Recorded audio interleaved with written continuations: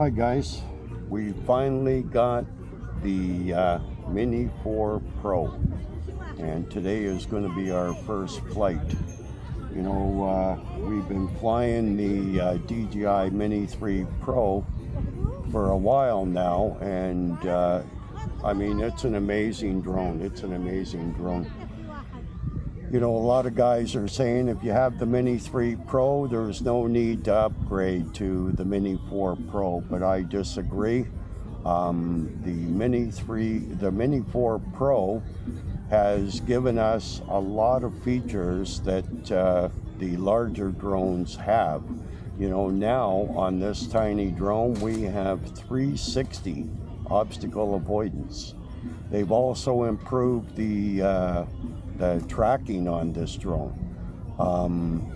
We're really excited. We're really excited to get this thing in the air and to just see how this new controller works, see how the transmission is, and just see what this can do. I know I'm going to love it. I love the Mini 3 Pro. So let's turn everything on. Let's get her up in the air.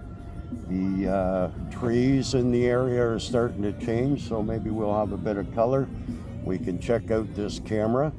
I don't have any ND filters. That's, you know, a lot of this is the same as the Mini 3 Pro, but whatever they've done to the camera, my Mini 3 Pro ND filters will not fit, so I'm going to have to get some new ones.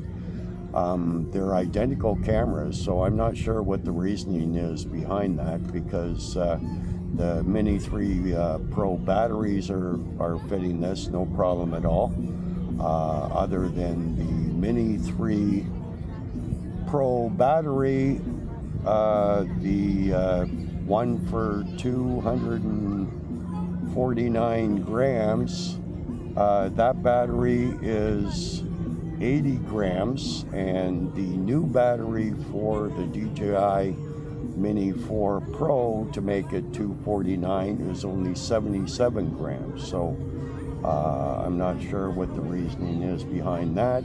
So I guess my my batteries for the DJI Mini 3 Pro are going to put this over the 250. But anyways, let's get her in the air. Let's see how she flies.